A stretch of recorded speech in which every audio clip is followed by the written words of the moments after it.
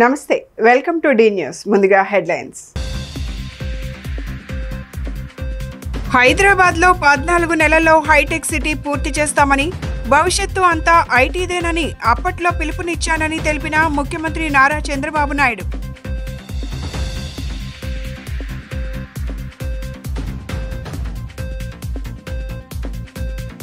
Solid waste management కు municipal శాఖ అత్యంత ప్రాధాన్యత ఇస్తోందని తెలిపిన మంత్రి నారాయణ.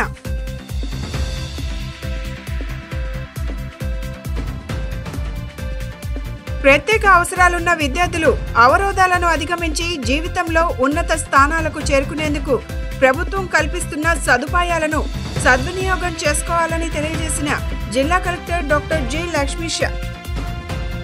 హైదరాబాద్లో 14 నెలల్లో హైటెక్ సిటీ పూర్తి చేశామని భవిష్యత్తు అంతా ఐటీదేనని అప్పట్లో పిలుపు ఇచ్చానని ముఖ్యమంత్రి నారా చంద్రబాబు నాయుడు అన్నారు. ప్రపంచంలో ఎక్కడికి వెళ్లినా భారతీయులు అంటారని, అందులో అగ్రస్థానంలో తెలుగువారు ఉంటారని, మే 2న ప్రధాని మోదీ అమరావతికి వస్తున్నారని, ప్రధాని చేతుల మీదుగా అమరావతి పునః ప్రారంభం కాబోతోందని సీఎం చంద్రబాబు అన్నారు. విట్ కాలేజీలో వి లాంచ్ ప్యాడ్లో 2025 స్టార్టప్ ఎక్స్పో కార్యక్రమంలో ముఖ్యమంత్రి చంద్రబాబు నాయుడు పాల్గొన్నారు. ఈ సందర్భంగా మహాత్మా గాంధీ బ్లాక్, వివి గిరి బ్లాక్, దుర్గాబాయి దేశ్ముఖ్ బ్లాక్ నూతన భవనాలను ఆయన ప్రారంభించారు. ఈ సందర్భంగా సీఎం చంద్రబాబు మాట్లాడుతూ తెలుగు వాళ్ల జనాభా 5%, ఐఐటీల్లో 20% సీట్లు మనోళ్లవేనని వ్యాఖ్యానించారు. అప్పట్లో ఐటీని ప్రమోట్ చేశానని, ఇప్పుడు క్వాంటమ్ టెక్నాలజీని ప్రమోట్ చేస్తున్నానన్నారు. ఒకప్పుడు ప్రభుత్వ అటెండర్ ఉద్యోగానికి కూడా డిమాండ్ ఉండేదని, ఇప్పుడు ఐటీ ఉద్యోగానికే డిమాండ్ ఎక్కువ ఉందని అన్నారు.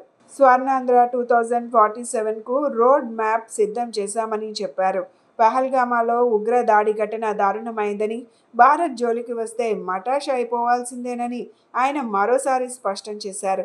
ఇలాంటి ఘటనలు జరిగినప్పుడు ప్రజలు సంఘటితంగా ఉండాలని, తీవ్రవాదం సమస్యలు భారత్ ఏం చేయలేవని సీఎం చంద్రబాబు అన్నారు. ఈ కార్యక్రమంలో ముఖ్యమంత్రితో పాటు టూరిజం శాఖ మంత్రి కాందుల దుర్గేష్, తాడికొండ శాసనసభ్యులు తెనాలి శ్రావణ్ కుమార్ తదితరులు పాల్గొన్నారు. అందరికీ నమస్కారాలు.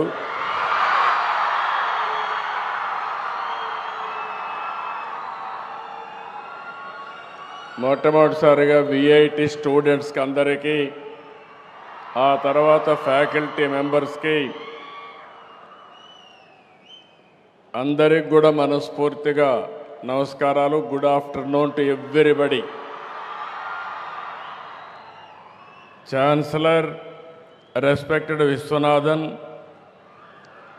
Vice president Sankar Viswanathan, minister for tourism Kandula Durgesh garu, assistant vice president Mrs Kadambari Viswanathan garu, vice chancellor Mr S V Kotareddy, VIT trustee Ramani Balasundaram, MLA Tadikonda respected Sri Sravan Kumar garu, chairman TI global Hyderabad Murali Bukkapatnam, vice president TCS Hyderabad Challa Nag, CEO IBS global WIPA Poland Mrs Edyta, registrar Jagadish Chandra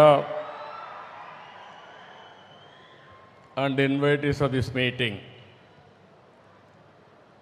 Wonderful meeting. After a long time I am here.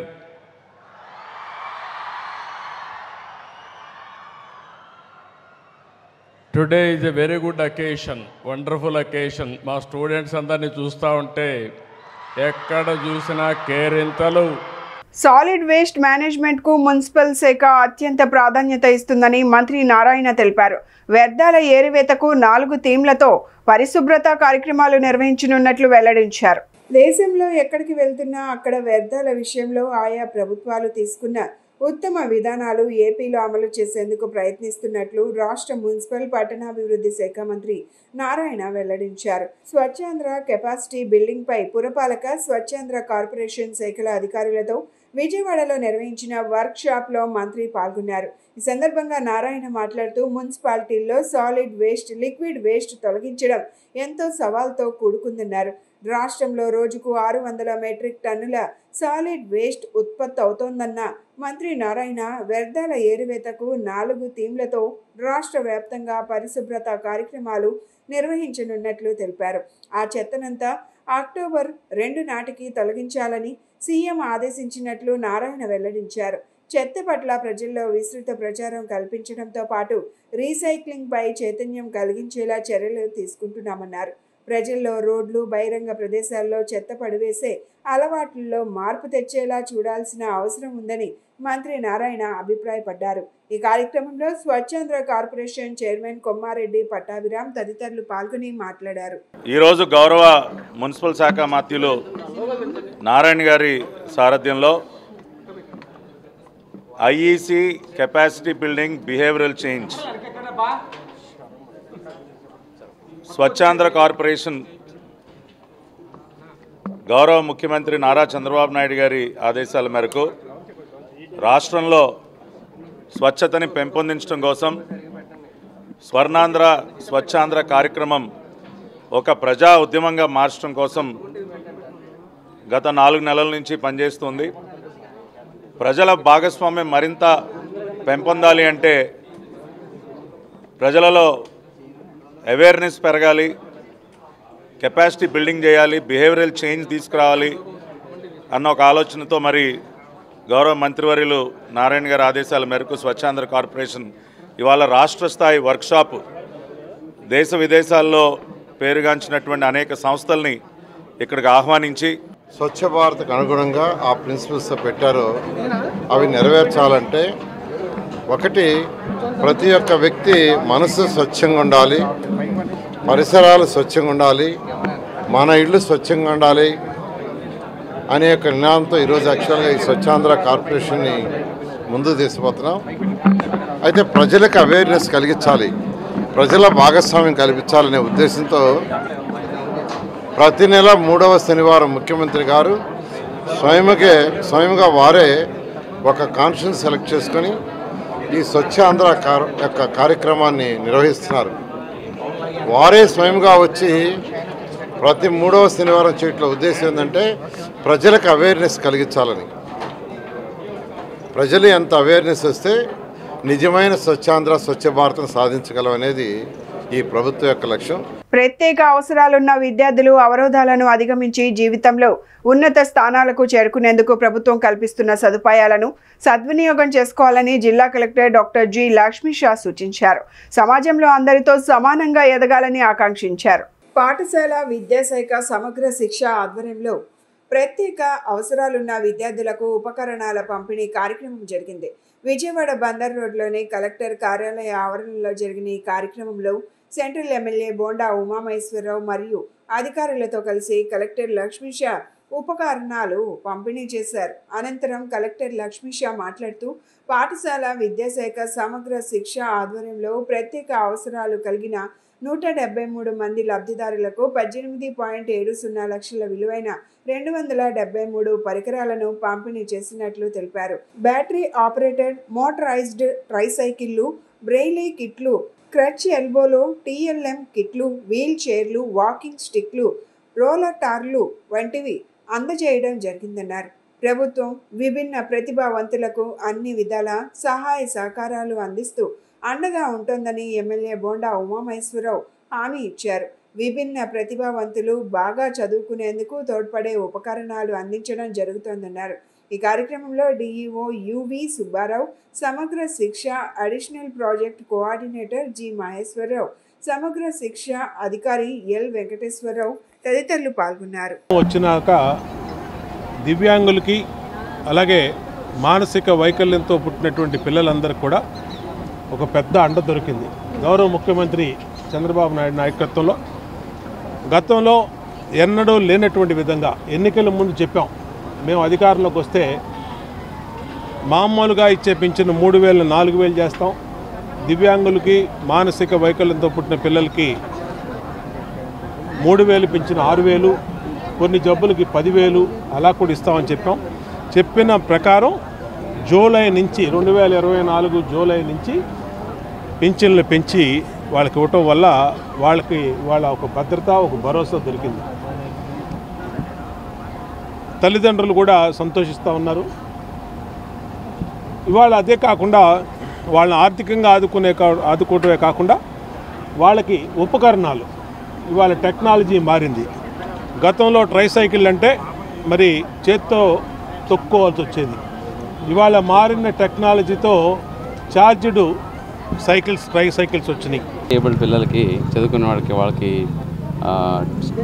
Teaching AIDS, అలాగే study AIDS, hearing AIDS, అలాగే wheel chairs, నడవడానికి ఇటువంటివన్నీ సమగ్ర శిక్ష ద్వారా ఈరోజు ఒక 172 మందికి 18 లక్షల వ్యయంతో ఇవ్వడం జరుగుతూ ఉంది. దీనికి అలీంకా వాళ్ళ సహకారంతో ఈరోజు చూస్తే ఒక 172 పరికరాలని ఆ పిల్లలకి అందజేయడం జరిగింది. సో దీని ద్వారా comprehensive learning, comprehensive support for the needy people కాన్సెప్ట్తో ఎన్టీఆర్ జిల్లాలో చేయడం జరుగుతూ ఉంది.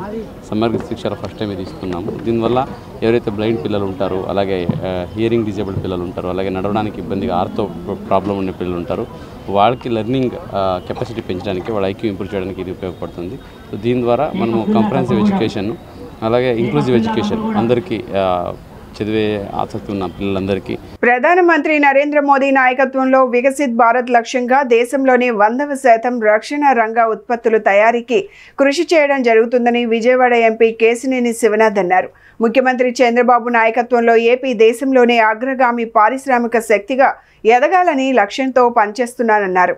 విజయవాడలో రాష్ట్ర పరిశ్రమల శాఖ ఆధ్వర్యంలో defence, aerospace manufacturing hub policy క్లస్టర్ల రూపకల్పన కోసం మీట్ విత్ స్టేక్ హోల్డర్స్ కార్యక్రమం జరిగింది. ఈ మీట్ విత్ స్టేక్ హోల్డర్స్ సదస్సుకు హాజరైన విజయవాడ ఎంపీ కేశినేని శివనాథ్ కీలక ప్రసంగం చేశారు. ముఖ్యమంత్రి చంద్రబాబు నాయకత్వంలో ఏపీ దేశంలోనే అగ్రగామి పారిశ్రామిక శక్తిగా ఎదగాలని లక్ష్యంగా పెట్టుకుందన్నారు. రాష్ట్రంలో ప్రతి ప్రాంతంలో విమానయానం, రక్షణ రంగాల్లో కేంద్రాలను అభివృద్ధి చేస్తున్నామని, ప్రధానమంత్రి నరేంద్ర మోదీ నాయకత్వంలో వికసిత్ భారత్ లక్ష్యంగా దేశంలోనే 100% రక్షణ రంగ ఉత్పత్తులు తయారీకి కృషి జరుగుతుందన్నారు. రాష్ట్రం భవిష్యత్తులో క్వాంటమ్ కంప్యూటరింగ్, ఆర్టిఫిషియల్ ఇంటెలిజెన్సీతో పాటు శాస్త్ర సాంకేతిక రంగాలలో అభివృద్ధి సాధించేందుకు ప్రత్యేక దృష్టి పెట్టడం జరిగిందన్నారు. రాష్ట్రంలోని ప్రతి జిల్లాలో పారిశ్రామిక జోన్లు, ప్రత్యేక క్లస్టర్లు ఏర్పాటు చేయడానికి విధి విధానాలు రూపొందిస్తున్నామని చెప్పారు. ఆంధ్రప్రదేశ్ పారిశ్రామిక విప్లవంలో భాగస్వాములు కావాలని స్టేక్ హోల్డర్స్కు ఎంపీ ఆహ్వానం పలికారు. ఒక మంచి రోజు, మనం ఎన్ని రోజుల్లో గానో కలగంటున్న డిఫెన్స్ అండ్ ఏరోస్పేస్ ఇండస్ట్రీ మన రాష్ట్రంలోకి రావాలని గౌరవ ముఖ్యమంత్రి నారా చంద్రబాబు నాయుడు గారు గత 6 నెలల నుంచి ఈ ఇండస్ట్రీ మీద చాలా కష్టపడుతున్నారు. దానిలో భాగంగానే ఆయన గత వారం రోజుల క్రితం గౌరవ DRDO X chairman Satish Reddy గారు, అంతేకాకుండా ఇస్రో ఎక్స్ చైర్మన్ సోమనాథ్ గారిని మనకి డిఫెన్స్ ఏరోస్పేస్ రాష్ట్ర ప్రభుత్వ ప్రతినిధులుగా అపాయింట్ చేయడం జరిగింది. వారి ఆధ్వర్యంలో ఇవాళ గౌరవ మంత్రివర్యులు అంతేకాకుండా ఇండస్ట్రీస్ డిపార్ట్మెంట్ వారి ఆధ్వర్యంలో ఒక డిఫెన్స్ పాలసీని ఏ విధంగా తీసుకురావచ్చో అనే దాని మీద ఒక సెమినార్ జరుగుతుంది ఇవాళ. ఈ సెమినార్కి దేశం మొత్తం మీద 17 డిఫెన్స్ పిఎస్యూలు ఉంటే 7 డిఫెన్స్ పిఎస్యూలు వారు అటెండ్ అయ్యారు. మిగతా వాళ్ళు కూడా కన్సర్న్స్ చెప్పారు. అంతేకాకుండా ఎంతోమంది పారిశ్రామికవేత్తలు, డిఫెన్స్లో చేసేవాళ్ళు, ఎంఎస్ఎంఈ పారిశ్రామికవేత్తలు హైదరాబాద్ నుంచి, మిత్ర నగరాల నుంచి కూడా వచ్చారు. వారితో పాటు కూడా విజయవాడ పారిశ్రామికంగా ఉన్న వాళ్ళందరూ కూడా వచ్చి ఈ పాలసీని అధ్యయనం చేయడం ఇప్పుడు జరుగుతుంది. ఈ పాలసీలో ఇంకేమేమి కావాలి, రాష్ట్రంలో ఈ పాలసీ అనేది దేశంలోనే అత్యున్నత పాలసీగా ఉండాలని గౌరవ ముఖ్యమంత్రి నారా చంద్రబాబు నాయుడు గారి కోరిక. తప్పకుండా అదేవిధంగా ఈ పాలసీని తయారు చేసే విధంగా వాళ్ళ ఇండస్ట్రీ ప్రతినిధులైన సెక్రటరీ గారు కానీ, లేకపోతే ఇండస్ట్రీ ప్రతినిధులు అందరూ కూడా తయారు చేస్తున్నారు. యువరాజ్ గారు కానీ, అభిషిక్త్ గారు కానీ, అందరూ కూడా, విశ్వ గారు కానీ అందరూ కూడా ఈ పాలసీని ఏ విధంగా తీసుకురావాలని వాళ్ళతో చర్చలు జరుగుతున్నారు. చక్కటి రూపము తీసుకుని ఇక్కడ డిఫెన్స్ పరిశ్రమలు మరిన్ని ఆంధ్రప్రదేశ్లో వచ్చి ఆంధ్రప్రదేశ్ పారిశ్రామిక అభివృద్ధి ఉద్యోగాలు కల్పనే లక్ష్యంగా మేము పెట్టుకున్న లక్ష్యాన్ని ముందుకు తీసుకెళ్తాం. ప్రతి సోమవారం నిర్వహించే ప్రజా సమస్యల పరిష్కార వేదికలో 37 అప్లికేషన్స్ వచ్చాయని మున్సిపల్ కార్పొరేషన్ కమిషనర్ ధ్యానచంద్ర వెల్లడించారు.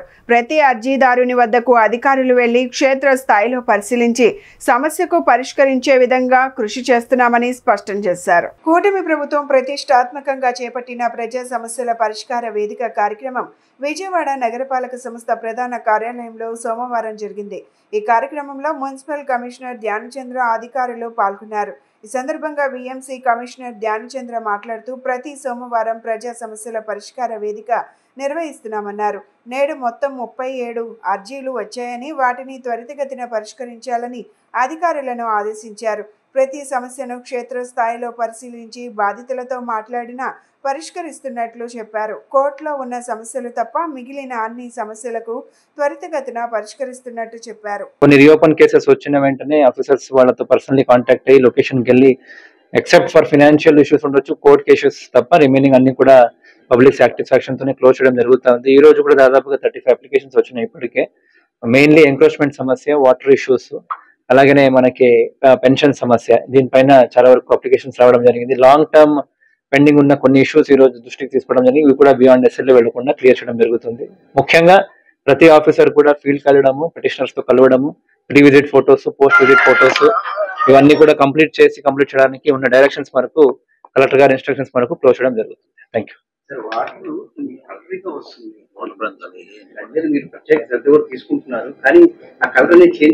మనకి ఇప్పుడు హెడ్ వాటర్ వర్క్స్ లో చూస్తే మనకు దాదాపుగా 200 MLD వాటర్ సప్లై కన్సిస్టెంట్ గా మనం ఇస్తున్నాము. ముఖ్యంగా అక్కడ రొటేటర్ పెట్టేసాం కాబట్టి ఈ టైం ఆల్గే ఫార్మేషన్ కూడా లేదు. లేదంటే జనరల్ గా ఆల్గే ఫార్మేషన్ అయిపోయి పంప్ అంతా చోక్ అయ్యేది. ఇప్పుడు ఆ కలర్ సోర్స్ నుంచి అయితే రా వాటర్ లో అయితే కలర్ లేదు. ఇలాంటిది ఇప్పుడు చూస్తే దాదాపుగా ఒక 80 చలివేంద్రాలు కూడా పెట్టేసి డ్రింకింగ్ వాటర్ సమస్య లేకుండా చేస్తున్నాము. ముఖ్యంగా ఇల్ ఏరియాలో మనకి బూస్టర్ పంప్స్ కూడా పుష్ చేస్తున్నాము. ఎక్కడైనా ఈ ఫ్లషింగ్ వల్ల ఏమైనా కొద్ది గొప్ప 1 or 2 కేసెస్ ఏమైనా కలర్ ఇష్యూస్ వస్తే వెంటనే అది కూడా క్లియర్ చేస్తాము. బట్ కంటిన్యూస్ ఇన్స్ట్రక్షన్స్ అయితే ఇచ్చాము, ఏ పైప్ కూడా ఫ్లషింగ్ లేకుండా అండ్ కంటిన్యూస్లీ ప్రతి ట్యాప్ టెస్ట్ చేయడానికి కూడా మనం చర్యలు తీసుకుంటున్నాము. వాటర్ సమస్య లేకుండా చూసుకుంటాం.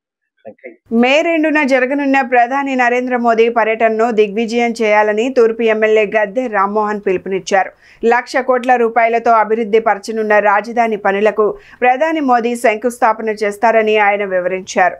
తూర్పు నియోజకవర్గం నుంచి వేలాదిగా ప్రజలు పాల్గొని మోడీకి ఘన స్వాగతం పలకాలని ఆయన కోరారు. మే 2న ప్రధాని నరేంద్ర మోదీ అమరావతిలో పర్యటించనున్న నేపథ్యంలో తూర్పు ఎమ్మెల్యే గద్దె రామ్మోహన్ కూటమి నేతలతో సమావేశం నిర్వహించారు. ప్రధాని నరేంద్ర మోదీ పర్యటనను విజయవంతం చేసేందుకు కూటమి నాయకులతో చర్చించారు. ఈ సందర్భంగా తూర్పు ఎమ్మెల్యే గద్దె రామ్మోహన్, జనసేన రాష్ట్ర ప్రధాన కార్యదర్శి Ammisetti Vasu, APIIC chairman Mantena Ramaraju, BJP నాయకుడు కొలపల్లి గణేష్ మాట్లాడుతూ గడిచిన ఎన్నికల్లో 94% ఓట్లతో కూటమికి ప్రజలు పట్టం కట్టారన్నారు. కూటమి అధికారంలోకి వచ్చాక రాజధాని అభివృద్ధికి 1,00,000 కోట్ల రూపాయలు కేటాయించారన్నారు. హైదరాబాద్ నగరాలను తలదన్నే రాజధానిగా అమరావతిని తీర్చిదిద్దేందుకు సీఎం చంద్రబాబు కృషి చేస్తున్నారన్నారు. సమస్యలలో ఉన్నప్పటికీ చంద్రబాబు విజ్ఞప్తి మేరకు మే 2న అమరావతికి విచ్చేస్తున్న ప్రధాని మంత్రికి చరిత్రలో నిలిచిపోయే విధంగా ఘన స్వాగతం పలకాలని వారు పార్టీ శ్రేణులకు పిలుపునిచ్చారు.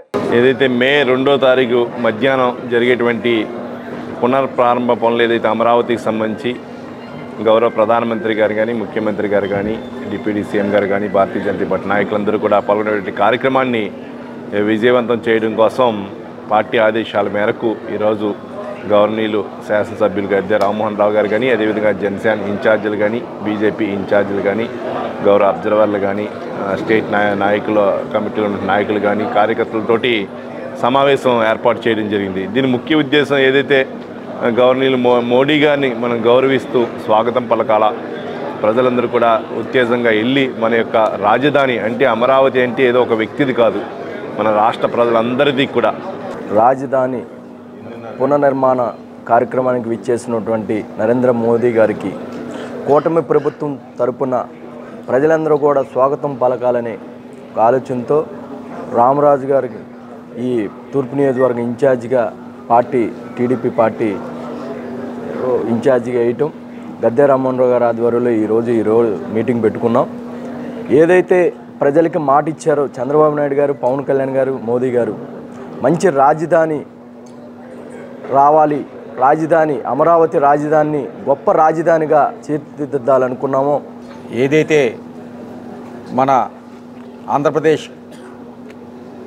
ప్రజల రాజధాని అయినటువంటి మన అమరావతి నగరాన్ని పునఃప్రారంభం పనులు చేయడానికి 1,00,000 కోట్ల నిధులతో పనులు జరగడానికి పునఃప్రారంభం చేయడానికి మన మోడీ గారు వస్తున్నారు.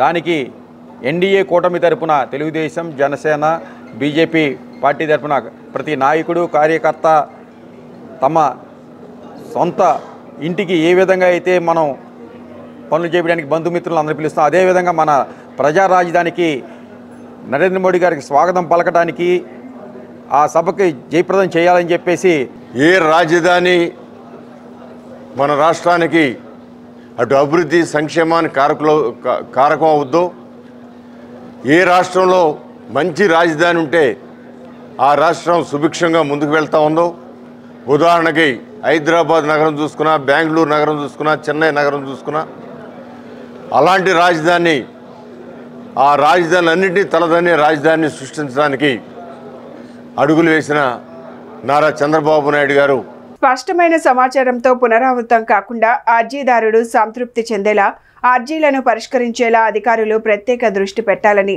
కలెక్టర్ డాక్టర్ జి లక్ష్మీషా అన్నారు. రాష్ట్ర ప్రభుత్వం అత్యంత ప్రతిష్టాత్మకంగా అమలు చేస్తున్న పబ్లిక్ గ్రీవెన్స్ రీడ్రెసల్ సిస్టమ్ కార్యక్రమంపై ప్రజలు అనేక ఆశలు పెట్టుకున్నారన్నారు. పబ్లిక్ గ్రీవెన్స్ రీడ్రెసల్ సిస్టమ్ కార్యక్రమంలో భాగంగా కలెక్టరేట్ శ్రీ పింగళి వెంకయ్య సమావేశ మందిరంలో కలెక్టర్ డాక్టర్ జి లక్ష్మీషా ప్రజల నుంచి అర్జీలు స్వీకరించారు. ఈ సందర్భంగా జిల్లా కలెక్టర్ మాట్లాడుతూ ప్రజల నుంచి స్వీకరించిన అర్జీలకు సంబంధించి క్రింది స్థాయి అధికారులు, సిబ్బంది నుండి స్పష్టమైన సమాచారం తీసుకొని అర్జీలు పునరావృతం కాకుండా సమస్యలను పరిష్కరించే అర్జీదారులను సంతృప్తి పరచడమే లక్ష్యంగా అధికారులు పనిచేసి ప్రభుత్వ లక్ష్యం నెరవేర్చాలని జిల్లా కలెక్టర్ డాక్టర్ జి లక్ష్మీషా అన్నారు. రాష్ట్ర ప్రభుత్వం అత్యంత ప్రతిష్టాత్మకంగా అమలు చేస్తున్న పబ్లిక్ గ్రీవెన్స్ రీడ్రెసల్ సిస్టమ్ కార్యక్రమంపై ప్రజలు అనేక ఆశలు పెట్టుకున్నారన్నారు. వారి ఆశలను నెరవేర్చి సమస్యలకు పరిష్కారం చూపడంలో జవాబుదారీతనంతో అర్జీలను పరిష్కరించాలని జిల్లా కలెక్టర్ డాక్టర్ జి లక్ష్మీషా అన్నారు. మొత్తం 122 అర్జీలను స్వీకరించడం జరిగిందని, ఇందులో 32 అర్జీలను స్వయంగాను, 90 అర్జీలను ఆన్లైన్ ద్వారా స్వీకరించినట్లు కలెక్టర్ డాక్టర్ జి లక్ష్మీషా తెలిపారు.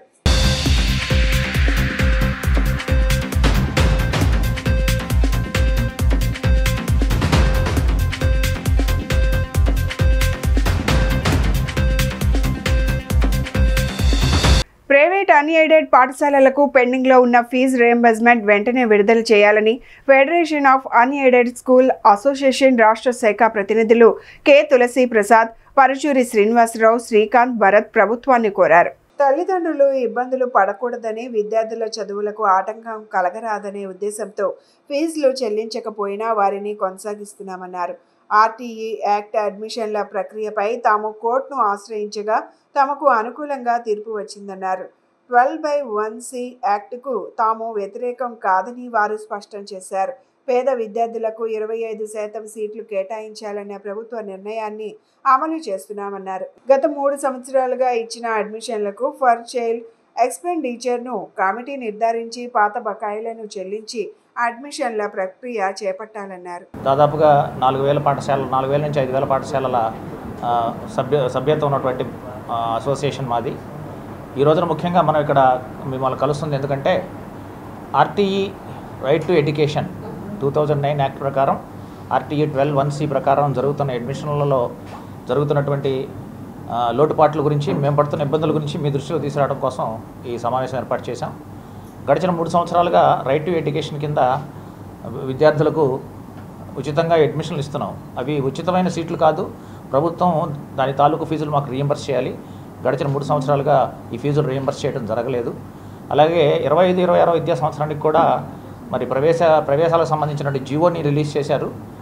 ఆ జీవోని రిలీజ్ చేసే ముందు స్టాండర్డ్ ఆపరేటింగ్ ప్రొసీజర్ ఒక స్థానంలో లేకుండా, అలాగే రాబోయే సంవత్సరానికి ఉండాల్సిన ఫీజుల గురించి నిర్ధారణ జరగకుండా ఏది ఒక కమిటీని ఫామ్ చేశారు మా అసోసియేషన్. ఇక్కడ కూర్చున్న ఎవరైతే నలుగురు ఉన్నామో ఈ నలుగురు అసోసియేషన్ సబ్ ప్రెసిడెంట్స్తో ఒక నిర్ధారణ కమిటీని ఏర్పాటు చేశారు, కానీ ఇంతవరకు దాని సమావేశం జరగలేదు. అంటే ఇది రాష్ట్రంలో ఉన్నటువంటి నాన్ స్టేట్ బోర్డ్ స్కూల్స్ అంటే సిబిఎస్ఈ, ఐసిఎస్ఈ మరియు ఇంటర్నేషనల్ కరికులం స్కూల్స్ అందరికీ మాకు అసోసియేషన్ ఉంది. అయితే ఈ 12(1)C అనేది అన్ని స్కూళ్ళకి వర్తిస్తున్నాయి కాబట్టి మేము కూడా ఒక రకంగా దానిలో భాగమే. మేమందరం కూడా ఇప్పుడు ప్రైవేట్ విద్యా సంస్థలు అంటేనే రాష్ట్రంలో దాదాపు 50% పైగా విద్యార్థులు ఉన్నారు. We're always partners in progress. అయితే ఈ కొన్ని లోపాలతోటి ఈ ప్రక్రియ జరగటం వలన మేమందరం కూడా బాధపడుతున్నాము. అది అధికారుల దృష్టికి తీసుకువెళ్ళాం, కానీ మరి కొన్ని కారణాల వలన పూర్తి స్థాయిలో వాటికి సొల్యూషన్ ఇవ్వట్లేదు. గత 2 సంవత్సరాల్లో జీవో 24 అని ఒకటి, దానిలో ఫీ రియంబర్స్మెంట్ ఎలా ఇవ్వాలి, అలానే ప్రొసీజర్ ఎలాంటిది అనేది ఇవ్వటం వలన దాని మీద మేము కోర్టుకు వెళ్ళటం, కోర్టులో దాన్ని కొట్టివేయటం జరిగింది. డిప్యూటీ స్పీకర్ రఘురామకృష్ణరాజు చేసిన వ్యాఖ్యలపై సిపిఎం రాష్ట్ర నాయకుడు శ్రీనివాసరావు తీవ్ర స్థాయిలో విమర్శలు చేశారు. ఉండి నియోజకవర్గంలో పేదల ఇళ్లను తొలగిస్తామని రఘురామ ప్రకటించడం బాధాకరమని ఆయన పేర్కొన్నారు. పేదల నివాసాల తొలగింపునకు సిపిఎం పూర్తిగా వ్యతిరేకిస్తోందని స్పష్టం చేశారు. విజయవాడ బాలోత్సవ భవన్లో ఏర్పాటు చేసిన విలేకరుల సమావేశంలో ఆయన మాట్లాడుతూ తాను ఎప్పుడూ రఘురామకు క్షమాపణ అడగలేదని, వ్యక్తిగత విమర్శలు కూడా చేయలేదని అన్నారు. డిప్యూటీ స్పీకర్ స్థాయిలో ఉన్న వ్యక్తి మర్యాదతో గౌరవంతో మాట్లాడాలని కోరారు. ఇల్లు తొలగించే ముందు ప్రత్యామ్నాయంగా నివాస వసతి చూపించాలని కోర్టు చెప్పినప్పటికీ అధికార యంత్రాంగం నిర్లక్ష్యంగా వ్యవహరిస్తోందని ఆరోపించారు. సగం ఇల్లు కూలగొట్టడం ద్వారా పర్యావరణ పరిరక్షణ సాధ్యపడదని, మురుగునీరు సమస్యను పరిష్కరించేందుకు ప్రభుత్వమే చర్యలు తీసుకోవాలని డిమాండ్ చేశారు. ప్రభుత్వ స్థలాల్లో ఇల్లు నిర్మించిన పేదలకు పట్టాలు ఇవ్వాలని నారా లోకేష్ చెప్పిన విషయాన్ని గుర్తు చేస్తూ మంగళగిరిలో ఇచ్చినట్టుగా ఉండి లోను ఇవ్వాలని డిమాండ్ చేశారు. అక్రమ నిర్మాణాలపై ముందుగా ధనికులపై చర్యలు తీసుకోవాలని తెలిపారు. ఇల్లు కూల్చక ముందు ప్రజలకు ప్రత్యామ్నాయంగా స్థలాలు ఇవ్వాలని, వారు 6 నెలల్లో కొత్త ఇల్లు కట్టి అప్పుడే కూల్చాలని సూచించారు. ప్రత్యామ్నాయం చూపకుండా ఇల్లు కూలగొట్టకూడదని సుప్రీంకోర్టు తీర్పును గుర్తు చేశారు. మెగా డిఎస్సి అని రాష్ట్ర ప్రభుత్వం ప్రకటించిన 16,000 టీచర్ పోస్టుల్లో ఏజెన్సీలోని గిరిజన యూత్కి చాలా తీవ్రమైనటువంటి అన్యాయం జరుగుతూ ఉన్నది. మొత్తం ఏజెన్సీ ప్రాంతంలో ఒక 800 పోస్టులు ఐటీడీఏ కింద, మరొక 800 పోస్టులు గురుకుల విద్యాలయాల కింద ఉన్నాయి. అవి కాకుండా ఒక 4,000 పోస్టులు ఒక ఏజెన్సీ ప్రాంతంలోని స్కూళ్ళల్లోనే ఖాళీగా ఉన్నాయి. ఈ గవర్నమెంట్ ప్రకటించినటువంటి ఈ ఐటీడీఏ పోస్టుల్లో 800కు గాను అది కేవలం ఐటీడీఏ గురుకుల పోస్టులు అంటే 800, 1,600 చిల్లర, అంటే దాదాపు 1,700 దాకా. ఇవి ప్యూర్ గిరిజన ప్రాంతంలో గిరిజనులు ఉండేటువంటి వాళ్ళ షెడ్యూల్ 5 ప్రాంతంలోని ఉద్యోగాలు. కానీ ఇక్కడ షెడ్యూల్ 5 ప్రాంతంలోని ఉద్యోగాల్లో అక్కడ గిరిజనులకు వచ్చేది కేవలం 90 ఉద్యోగాలు. 1600 పోస్టులు 90 అంటే 45 చొప్పున వాళ్ళకి రిజర్వేషన్ ప్రకారం, అక్కడ ప్రాంతంలో రిజర్వేషన్ ప్రకారం. అంటే గిరిజన ప్రాంతంలో షెడ్యూల్ 5 కింద మొత్తం ఉద్యోగాలన్నీ కూడా 100% గిరిజనులకు ఇవ్వాలి. ఆ మేరకు అంతకుముందు ఉమ్మడి రాష్ట్రంలో జీవో నెంబర్ 3 వచ్చింది. ఆ జీవో నెంబర్ 3ని సుప్రీంకోర్టు కొట్టేసిన తర్వాత టెక్నికల్ కారణాలతోటి దాన్ని పునరుద్ధరించాలి అని చెప్పి డిమాండ్ ఉన్నది. ఈ డిమాండ్ గత ప్రభుత్వం పట్టించుకోలేదు. ఈ ప్రభుత్వం మేము జీవో నెంబర్ 3ని పునరుద్ధరిస్తాము అని చంద్రబాబు నాయుడు గారు నేరుగా హామీ ఇచ్చారు. ఒకసారి ఎన్నికలకు ముందు ఇచ్చారు, ఎన్నికల తర్వాత మొన్న రీసెంట్గా 2 నెలల క్రితం కూడా జీవో నెంబర్ 3ని పునరుద్ధరిస్తామని హామీ ఇచ్చారు ఆయన అరకు పర్యటన సందర్భంలో. కానీ ఇంతవరకు దాన్ని పునరుద్ధరించకుండానే మెగా డిఎస్సి పేరుతో పోతున్నారు. ఏపీ ఫైబర్ నెట్ వ్యవస్థలోని అన్ని విభాగాల్లో నిష్ణాతులైన టెక్నికల్ సిబ్బంది ఉన్నారని, అయితే మ్యాన్ ఫర్ సప్లై ఏజెన్సీ గడువు పూర్తయి వెళ్లిపోవడంతో రాష్ట్ర వ్యాప్తంగా ఫైబర్ నెట్ సేవల్లో అంతరాయం ఏర్పడుతోందని ఏపీ ఫైబర్ నెట్ ఫెడరేషన్ అధ్యక్షులు కృష్ణ తెలిపారు. లక్షలాది మంది వినియోగదారులు ఆపరేటర్లపై తీవ్ర ఒత్తిడికి గురిచేస్తున్నారని ఆవేదన వ్యక్తం చేశారు. ఏపీ ఫైబర్ నెట్లో కాలం చెల్లిన బాక్సులపై ప్రజలు చెల్లించని 59 రూపాయలు ఈఎంఐ రెంటల్ ఛార్జీలను తక్షణమే తగ్గించాలని రాయలసీమ ప్రాంత ఏపీ ఫైబర్ నెట్ ఆపరేటర్లు విజయవాడ గాంధీనగర్లోని ధర్నా చౌక్లో ధర్నా నిర్వహించారు. వినియోగదారులకు నిరంతరాయ సేవల కోసం OPGW లింక్ వెంటనే కనెక్ట్ చేయాలని నినాదాలు చేశారు. అనంతరం ఫెడరేషన్ అధ్యక్షులు కృష్ణ మాట్లాడుతూ సామాన్య ప్రజానికానికి కనీస అవసరాలైన ఇంటర్నెట్ను అతి తక్కువ ధరకు అందించే వ్యవస్థ ఏపీ ఫైబర్ నెట్ అని తెలిపారు. ముఖ్యమంత్రి చంద్రబాబు వెంటనే స్పందించి సమీక్షా సమావేశం నిర్వహించి సిగ్నల్స్ అన్ని పునరుద్ధరించేలా చేయాలని కోరారు. సమీక్షా సమావేశంలో APACFL ఆపరేటర్లను కూడా భాగస్వామ్యులను చేయాలని, వారి సూచనలు సలహాలు తీసుకోవాలన్నారు. డిజిటల్ విప్లవంలో రాష్ట్రాన్ని అగ్రస్థానంలో నడిపించే వ్యవస్థ ఫైబర్ నెట్ అని, దీన్ని మరింత ముందుకు తీసుకువెళ్లాలని ప్రభుత్వాన్ని కోరారు. ఈరోజు విజయవాడలో రాష్ట్ర వ్యాప్తంగా ఉన్నటువంటి ఏపీ ఫైబర్ నెట్ ఆపరేటర్స్ అందరూ కూడా గ్రౌండ్లో ఎదుర్కొంటున్న ఇబ్బందులను ప్రజలందరికీ తెలియజేసే విధంగా, అలాగే సీఎం గారి దృష్టికి చేరవేసి మీ మీడియా ద్వారా సీఎం గారు దీని మీద తక్షణమే రివ్యూ మీటింగ్ పెట్టాలని చెప్పేసి కోరుతూ ఈరోజు ఇక్కడ ఈ శాంతియుత నిరసన కార్యక్రమం చేపట్టాం. ముఖ్యంగా APSFL నెట్వర్క్ ప్రస్తుత పరిస్థితుల్లో సిబ్బంది మొత్తం ఖాళీ అయిపోయి నిత్యం మాకు గ్రౌండ్లో ఎదురయ్యే టెక్నికల్ సమస్యలు కానీ, వాటిని సరిచేసే ప్రజలకు సందేహాలను నివృత్తి చేసే OCC టీములు కానీ, బ్యాక్ ఎండ్ నుంచి ఈ నెట్వర్క్ని అంతా సర్వర్లు మెయింటైన్ చేసే డేటా సెంటర్లు నాకు కానీ, లేదా ఫీల్డ్లో ఈ వైర్లని అన్నిటిని అతికేసే స్లైసర్లు, పాప్ ఇంజనీర్లు కానీ వీళ్ళందరూ కూడా లేరు.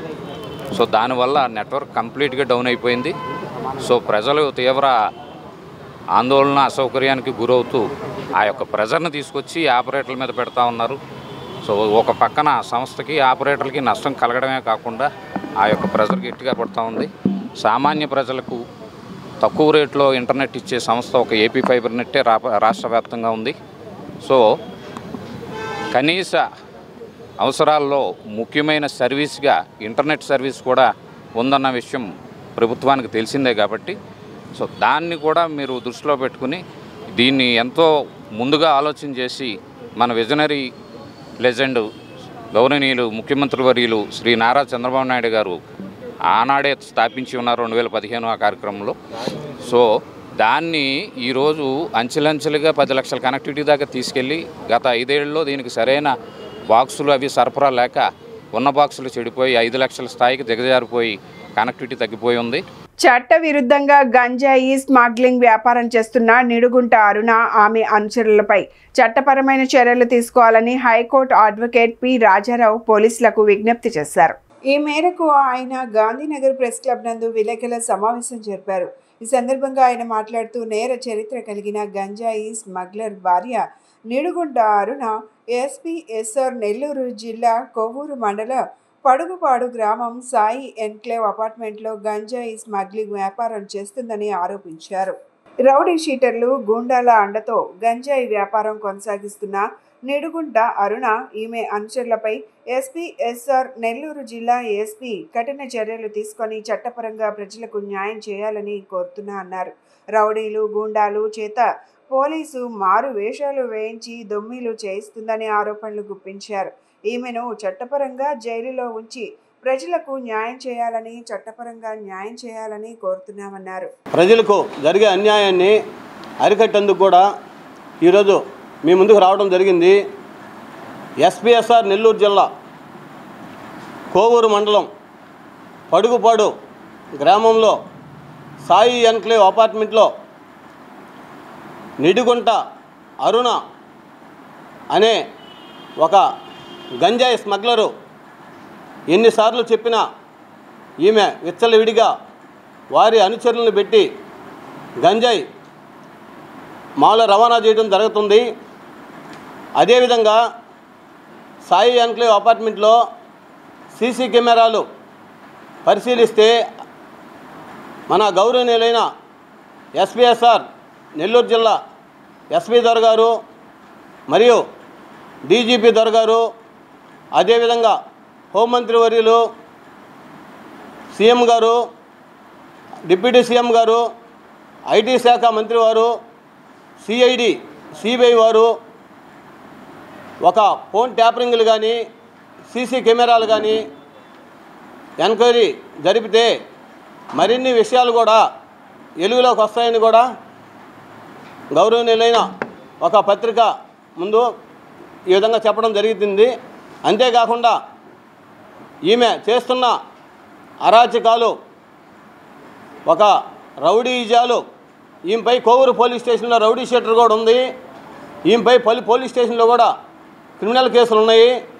ఈమెకి నేర చరిత్ర కలిగి ఉంది. అదేవిధంగా వీళ్ళ భర్త గారు కూడా గంజాయి మరియు ఎర్రచందనం స్మగ్లరు. అలాంటి స్మగ్లరు భార్య అయినటువంటి నిడిగుంట అరుణ ఈరోజు రౌడీ షీటర్లని, రౌడీ మోకల్ని, గోండాల్ని అడ్డం పెట్టుకొని నెల్లూరులో ఈ మధ్య జరుగుతున్న నేరాలు, ఘోరాలు అలాంటి వాటికి కూడా ఈమె హస్తం ఉందనేది తెలిసిన విషయమే. గతంలో కూడా ఇలాంటి నేర చరిత్ర కలిగి అందరికీ తెలిసిన విషయమే. పత్రికా ప్రకటన విలేకరులు కూడా అందరికీ చెప్పడం జరుగుతుంది. ముఠా కార్మికుల సంక్షేమం కోసం, కార్మికులకు కాపాడేందుకు సమగ్ర చట్టంతో పాటు కార్మికుల సంక్షేమం కోసం ప్రత్యేక నిధిని కూటమి ప్రభుత్వం ఏర్పాటు చేయాలని ఏఐటియుసి నగర ప్రధాన కార్యదర్శి ఎం సాంబశివరావు డిమాండ్ చేశారు. నగరంలో 3,000 మంది పైగా ముఠా కార్మికులు జీవనోపాధి పొందుతున్నారని, గత ఎన్నికల ముందు కార్మికులకు ఇచ్చిన హామీలను తక్షణమే అమలు చేయాలని విజ్ఞప్తి చేశారు. ముఠా కార్మికుల సంఘం 43వ మహాసభలో కార్మికులు ఎదుర్కొంటున్న సమస్యలపై సుదీర్ఘంగా చర్చించి నూతన కమిటీని ఎన్నుకోవడం జరిగిందని చెప్పారు. లెనిన్ భవనంలో ఏర్పాటు చేసిన విలేకరుల సమావేశంలో ఎం సాంబశివరావు ముఠా కార్మిక సంఘాల నూతన అధ్యక్ష కార్యదర్శులు మాట్లాడుతూ ముఠా కార్మికుల సంక్షేమానికి ఎన్నికల ముందు కూటమి ఇచ్చిన హామీలను నిలబెట్టుకోవాలన్నారు. కార్మికులకు 2 సెంట్లు స్థలాన్ని ఇవ్వాలని కోరారు. విజయవాడలో సుమారు 25,000 మంది ముఠా కార్మికులు వివిధ రంగాల్లో పనిచేస్తున్నారు. ప్రధానంగా ఏంటంటే విజయవాడలో తొలుతగా ఈ ముఠా రంగానికి సంబంధించి మన కాలువ ఒడ్డున పడవల్లో సరుకులు వచ్చాయి. కాలంలో పడవల నుంచి సరుకులు ఎగుమతులు దిగుమతులకి గ్రూపులుగా ఏర్పడి కొట్టుకునే పరిస్థితులు ఉన్న దశలో విజయవాడలో ఈ ముఠా కార్మిక సంఘాన్ని పెద్దలు అమాసిరాజు గారు, దాలప్ప గారు, అలాగే ఉప్పలపాటి రామచంద్రరాజు గారు, ఇలాంటి పెద్దలంతా ప్రముఖులంతా వీళ్ళ దగ్గర సయ్యద్ అప్పల స్వామి గారు కూడా భవిష్యత్తులో ముఠా కార్మికుల మీద జరిగే అన్యాయాలకి ఎదుర్కొంటామని మహాసభలో తీర్మానం చేస్తూ భవిష్యత్ కార్యాచరణకి కార్మికుడికి సమగ్ర చట్టం, అట్లాగే కూడు గూడు ఏర్పాటు చేయాలని చెప్పి, ఈ కార్మికులు పిల్లలకి భవిష్యత్తు చదువుకోవటానికి మందుల ఖర్చులకి ఈ ప్రభుత్వం ఏ విధమైన సహాయ సహకారాలు ఇవ్వట్లేదు. అట్లాగే ఈ కొత్త కూటమి ప్రభుత్వం వచ్చినాక ప్రతి కార్మికుడికి 2 సెంట్లు భూమి ఇచ్చి 4 లక్షలు ఇల్లు కట్టుకోవడానికి ఇస్తానని హామీ ఇచ్చింది. అది ఏ హామీ కూడా నెరవేర్చలేదు. దేశంలో రాష్ట్రంలో ప్రజా వ్యతిరేక పాలన నడుస్తోందని భారత విప్లవ కమ్యూనిస్ట్ పార్టీ ఆర్సీపీఐ రాష్ట్ర కార్యదర్శి రంబాల సతీష్ ఆరోపించారు. రోజురోజుకు ప్రజల కొనుగోలు శక్తి నశిస్తోందని, ముఖ్యంగా మన రాష్ట్రంలో ప్రజలపై అప్పుల భారం పెరుగుతుందన్నారు. కూటమి ప్రభుత్వం ప్రజల ఆర్థిక స్థితిగతులను మెరుగుపరిచే విధానాలను అవలంబించకుండా బీజేపీ దాని ఫ్యాసిస్ట్ పెట్టుబడిదారులకు అనుకూలంగా అనుసరిస్తున్న విధానాలను తిప్పి కొట్టకపోతే రానున్న రోజుల్లో ఆంధ్రప్రదేశ్ ప్రజలు మరింత దుర్భర స్థితిని ఎదుర్కొనే పరిస్థితి వస్తుందని ఆవేదన వ్యక్తం చేశారు. ఎన్డీఏ ప్రభుత్వం ఇచ్చిన ఎన్నికల హామీలన్నీ నెరవేర్చాలని, తదితర డిమాండ్ల సాధనకు దేశవ్యాప్తంగా జరిగే సమ్మెలు మే 20న కార్మికులు, రైతులు, విద్యార్థులు, మహిళలు దోపిడీకి గురవుతున్నారని, అన్ని వర్గాల ప్రజలు ఈ సమ్మెలో పాల్గొని జయప్రదం చేయాలని కోరారు. ఈరోజు విజయవాడలో ఈ ప్రెస్ మీటు నిర్వహిస్తూ ఉన్నాం. రేపు మే 20వ తేదీన దేశవ్యాప్తంగా సార్వత్రిక సమ్మెను జయప్రదం చేయాలని చెప్పేసి భారత విప్లవ కమ్యూనిస్ట్ పార్టీ ఆర్సీపీఐ ప్రజానికానికి, కార్మికులకి, రైతులకి అందరికీ కూడా విజ్ఞప్తి చేస్తూ ఉన్నాం. ముఖ్యంగా ఈ నరేంద్ర మోడీ వారికి సహకరిస్తున్నటువంటి ఈ ఎన్డీఏ కూటమి ప్రభుత్వాలు ఏవైతే ఉన్నాయో ఇవన్నీ కూడా దేశవ్యాప్తంగా ఫాసిస్టు పెట్టుబడిదారీ విధానాన్ని ముందుకు వెళ్ళడంలో చూపిస్తున్న చొరవ ఈరోజు సాధారణ మధ్యతరగతి ప్రజలు, రైతులు, కార్మికులు కూడా అనేక ఇబ్బందులకి గురవుతూ ఉన్నారు. ఈరోజు దేశంలో, రాష్ట్రంలో ప్రజల యొక్క కొనుగోలు శక్తి రోజు రోజుకి దిగజారిపోయేటువంటి పరిస్థితిలో ఈరోజు పాలన కొనసాగుతూ ఉన్నది.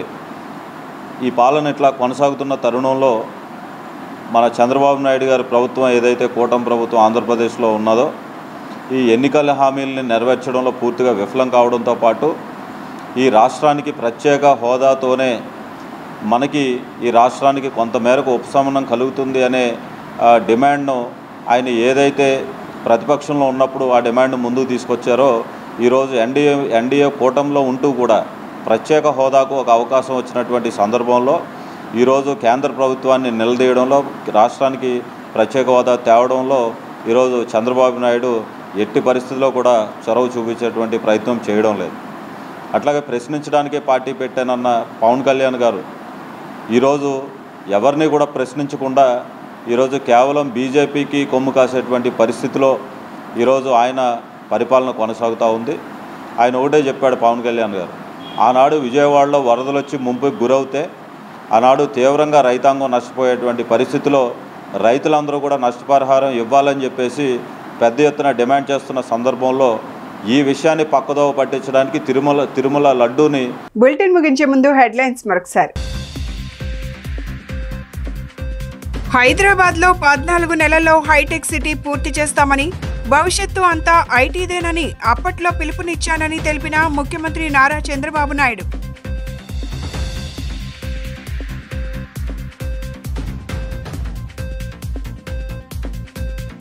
సాలిడ్ వేస్ట్ మేనేజ్మెంట్ కు మున్సిపల్ శాఖ అత్యంత ప్రాధాన్యత ఇస్తోందని తెలిపిన మంత్రి నారాయణ.